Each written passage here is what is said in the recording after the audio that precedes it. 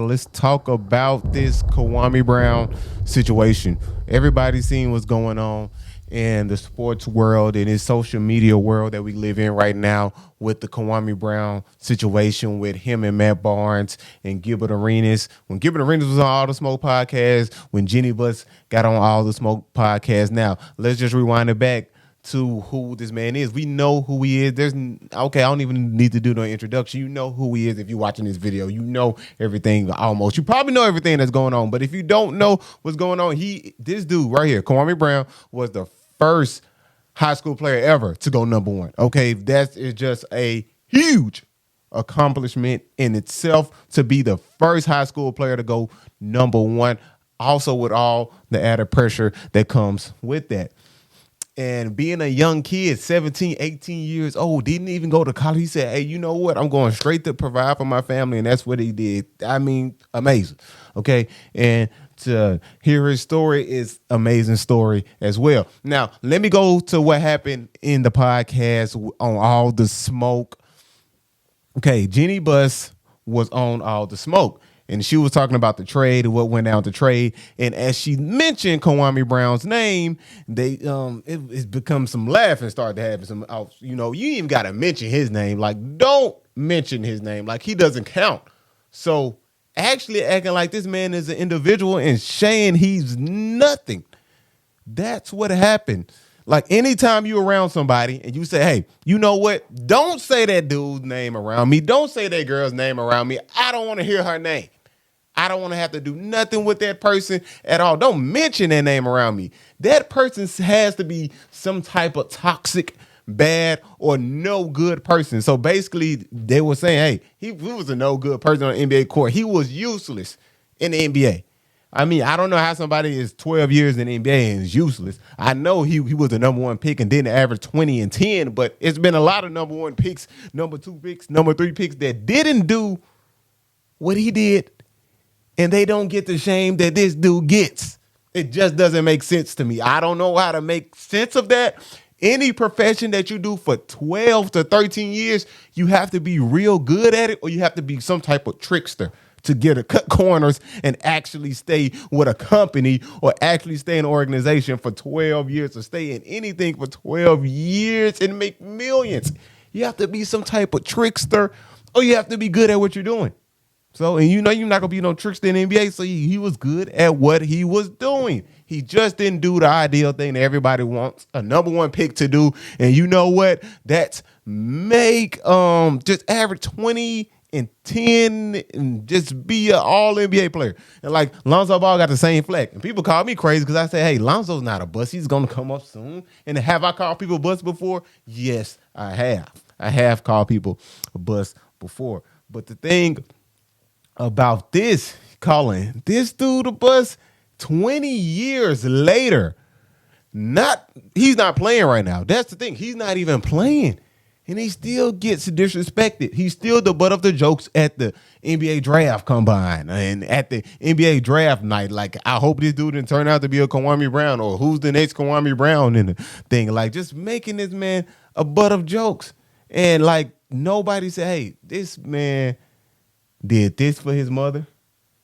He came from, like he said, he came from the free lunch program, didn't have shoes on his feet and all of this stuff, and bought his mama a house on her land. She has her own land, 17, 18 years old. Like, then nobody says, stop disrespecting a man like that. And see, if we can start doing that as the black community, I think it will be a tremendous thing for us.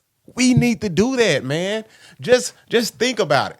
Like, real talk. If you just sit back and just think about if we did something like that, like when somebody talks down on a man or a black woman, like, you actually stand up for the person. You don't giggle and say, hey, yeah, they were nothing, or just don't even mention their name in a sense, like, just that wasn't basically a nobody. We're playing into the hands of the people who want us to act like that, okay? And somebody goes, who are those people? You tell me who those people is. I don't know. But we don't want to fall into that trap, and that's what we've been doing in media. That's what media has been.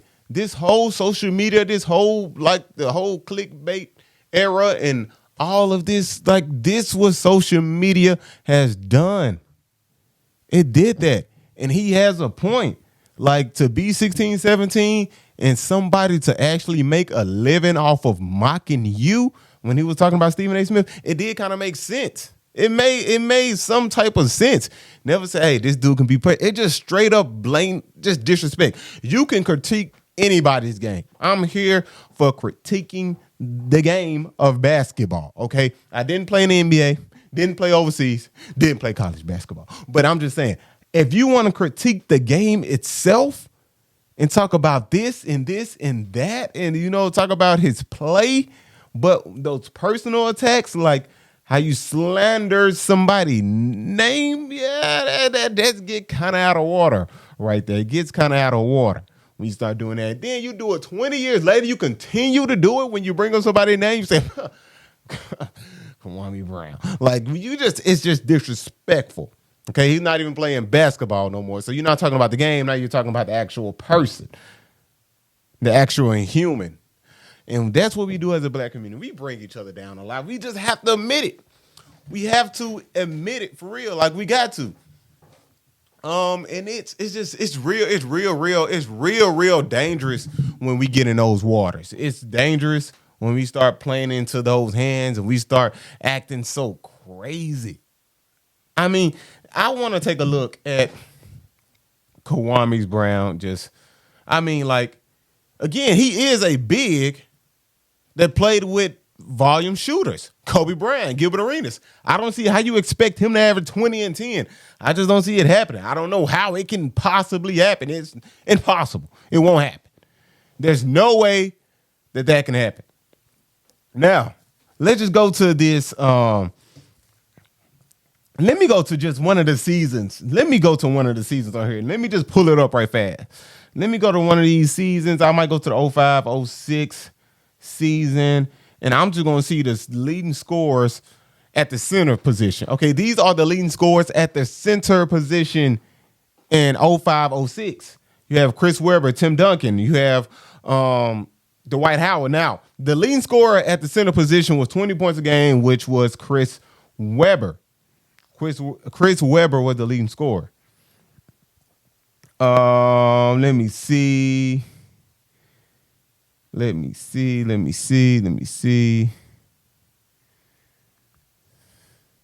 was 05, 06. Let me go to 04, 05. I think that's perfect. No, I want to go to the Laker years. Okay, let me go to the Laker years. That's what I want to go to because that's when I feel like he was just like playing great. Okay, he was 13 in scoring at the center position. In 2006, 2007, 13th in scoring at the center position. I mean, that's pretty great to be 13 at your position and scoring. Hey, that's not too bad. That doesn't seem like somebody who's just useless out on the court. If that was the definition of useless, you know how many centers are useless today.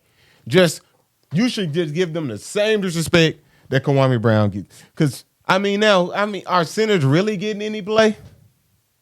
Are they really getting any touches? It's just kind of shocking to me. It is kind of shocking to me. But he did play 12 years. 12 years is a long time. Like I said, if you are with a company for 12 years, you got to be good at what you're doing, or you got to be some type of trickster. Okay, you have to be some type of trickster to last that long. But the average NBA lifespan is almost 5 years. He played 12, 13 seasons. You have to be good at what you're doing. You have to be useful. And that's where the disrespect comes. So when we can learn how to stop disrespecting one another. And that's why I love bringing up this verse. Let me tie it in with this verse for y'all, okay? Romans chapter 12, verse 10 is a beautiful verse. And I feel like if us as men, women, people in the black community, us as human beings would actually use this verse, especially as men, not to try to tear each other down and hate on one another because I don't have this or have that, or, just hate in general. I think we need to follow this verse. Myself included. I need to follow this verse. We need to follow this. Okay. Love one another with brotherly affection. Outdo one another in showing honor. When do we outdo one another in showing honor? We love outdoing one another in dishonor, in laughter, with jokes, demeaning someone's name, slandering someone's name. We love doing that. But when do we show one another honor?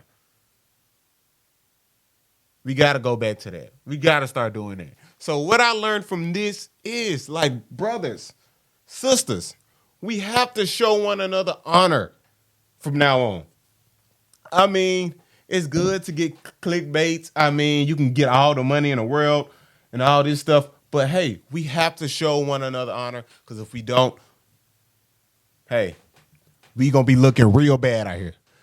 It's going to be real bad for us out here if we're not showing one another honor. So that's what I learned from this situation.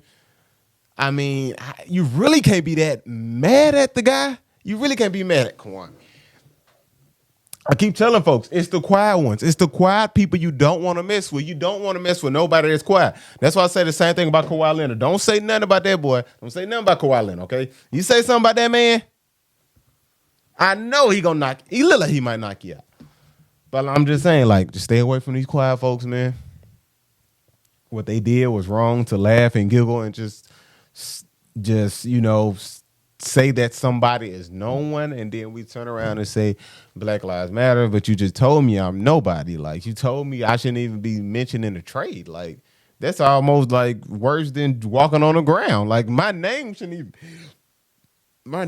even be mentioned. Like, don't say his name. That was one person. You count him less. You count him as not human.